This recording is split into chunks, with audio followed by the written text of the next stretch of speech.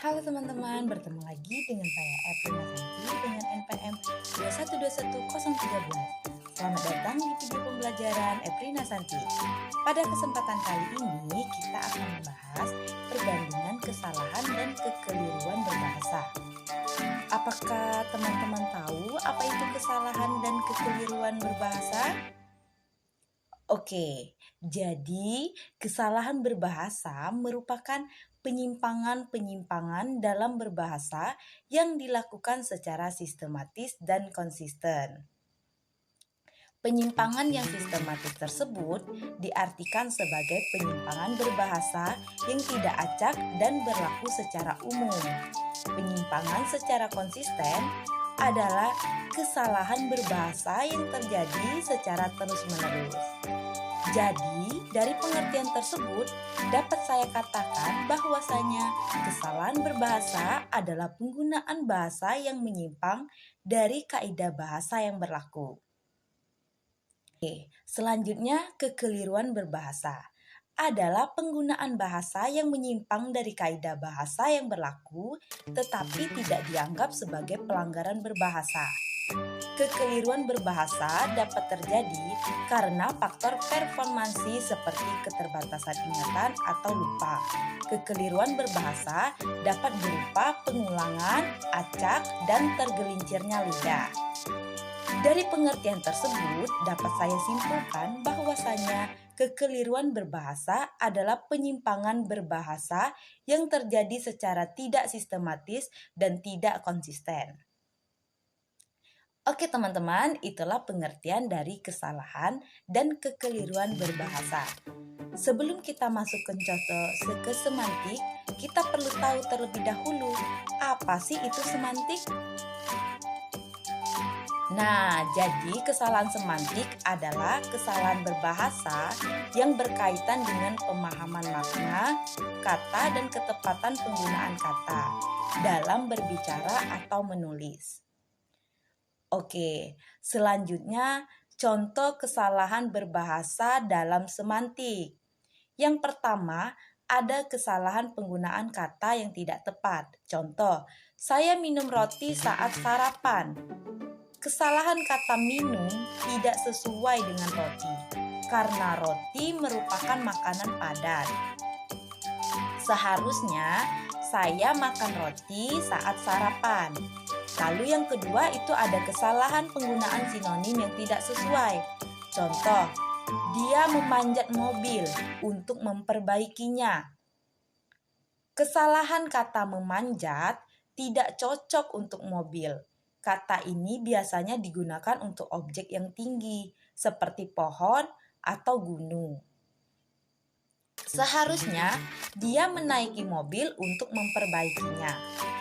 Lalu yang ketiga, ada kesalahan dalam makna kiasan. Contohnya, wajahnya sangat asing setelah mendengar kabar buruk. Kesalahan kata asing umumnya digunakan untuk menggambarkan rasa, bukan perasaan seseorang dalam konteks ini. Seharusnya digunakan kata yang menggambarkan emosi, bukan rasa. Wajahnya sangat muram setelah mendengar kabar buruk. Lalu yang keempat ada kesalahan penggunaan homonim. Contoh, kepala sekolah itu terbang tinggi ketika rapat. Kesalahan kata terbang di sini tidak sesuai karena maknanya dalam konteks ini seharusnya merujuk pada ide atau pemikiran, bukan secara fisik terbang. Seharusnya pemikiran kepala sekolah itu melambung tinggi ketika rapat. Lalu yang kelima ada kesalahan dalam penggunaan antonim. Contoh, dia membuka televisi saat ingin menonton film. Kesalahan kata membuka tidak tepat untuk televisi. Yang benar adalah menyalakan untuk menggambarkan tindakan mengaktifkan alat elektronik. Seharusnya dia menyalakan televisi saat ingin menonton film. Lalu yang keenam ada kesalahan dalam penggunaan istilah khusus. Contoh, Saya sedang belajar di perpustakaan suara. Kesalahan kata perpustakaan suara tidak umum atau tidak dikenal. Perpustakaan merujuk pada koleksi buku, bukan suara. Kata yang lebih tepat mungkin studio rekaman atau laboratorium suara. Seharusnya, saya sedang belajar di laboratorium suara. Yang ketujuh itu ada kesalahan dalam pemilihan kata keterangan. Contoh, dia lari dengan cepat di dalam air. Kesalahan kata lari tidak sesuai dengan aktivitas di air, karena lari biasanya dilakukan di permukaan darat, bukan di air. Seharusnya dia berenang dengan cepat di dalam air. Faktor penyebab kesalahan semantik itu yang pertama, ketidakpahaman makna kata, pengaruh bahasa lain atau bahasa sehari-hari, pemilihan sinonim yang tidak tepat, penggunaan homonim dan polisemi. Lalu yang terakhir itu ada kesalahan dalam memahami konteks. Oke, selanjutnya contoh kekeliruan berbahasa dalam semantik. Yang pertama itu ada kekeliruan penggunaan kata yang tidak tepat. Contoh, saya minum nasi tadi pagi. Kekeliruan kata minum tidak cocok digunakan dengan nasi, karena nasi adalah makanan padat, bukan cairan. Seharusnya, saya makan nasi tadi pagi. Lalu yang kedua itu ada kekeliruan penggunaan sinonim yang tidak sesuai. Contoh, mobil itu berlari sangat cepat di jalan tol. Kekeliruan kata berlari tidak tepat digunakan untuk mobil. Seharusnya kata melaju yang lebih sesuai. Mobil itu melaju sangat cepat di jalan tol. Lalu yang ketiga itu ada kekeliruan makna kiasan. Contoh, kepalanya pecah mendengar kabar itu. Kekeliruan kalimat ini menggunakan metafora yang tidak masuk akal. Kepala pecah biasanya menggambarkan cedera fisik, bukan reaksi emosional. Seharusnya dia sangat terkejut mendengar kabar itu.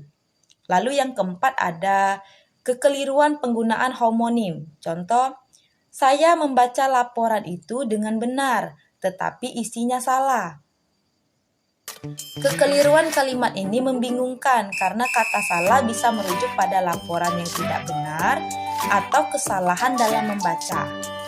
Seharusnya, saya membaca laporan itu dengan benar, tetapi data dalam laporan itu tidak akurat. Lalu yang kelima itu ada kesalahan penggunaan antonim. Contoh, ibu menutup lampu ketika hari mulai malam.